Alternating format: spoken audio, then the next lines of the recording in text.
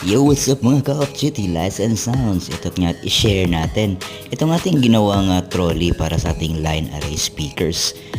Ginawa ko ito guys para kahit papaano hindi tayo mahirapan mag-transport. Ayan nga itsura pag nakapatong ng ang ating mga speakers sa ating trolley. As you can see guys is hindi na talaga tayo mahirapan sa pag-transport nito.